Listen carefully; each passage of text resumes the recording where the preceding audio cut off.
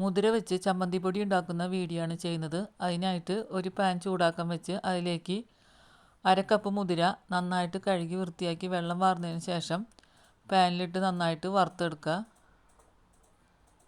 മുതിരയുടെ കളറൊക്കെ മാറി നന്നായിട്ട് വറുത്ത് വന്നിട്ടുണ്ട്. നന്നായി വറുത്ത് വന്നതിന് ശേഷം ഇതൊരു പാത്രത്തിലേക്ക് മാറ്റുക.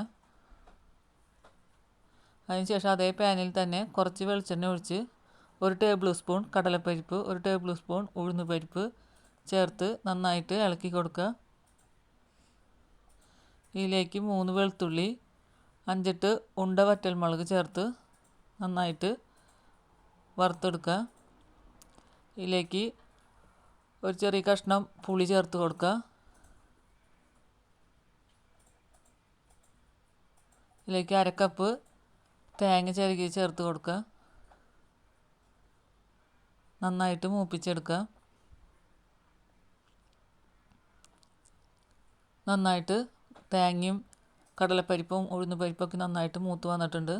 ചൂടാറിയതിന് ശേഷം നമ്മൾ വറുത്ത് വെച്ചിരിക്കുന്ന കൂട്ടുകൾ ഒരു മിക്സിയുടെ ജാറിലിട്ട് കൊടുത്ത് ആവശ്യത്തിന് ഉപ്പ് ചേർത്ത് നന്നായിട്ട് പൊടിച്ചെടുക്കുക.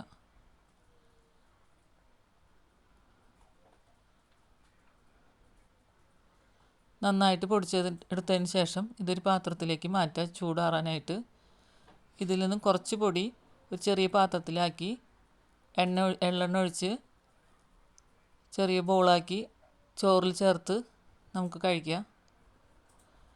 ഇത് ചോറിൻ്റെ ഒപ്പം ഇഡ്ഡലി അതുപോലെ ദോശയുടെ കൂടെയും കഴിക്കാൻ നല്ല ടേസ്റ്റുള്ള ചമ്മന്തി പൊടിയാണ്.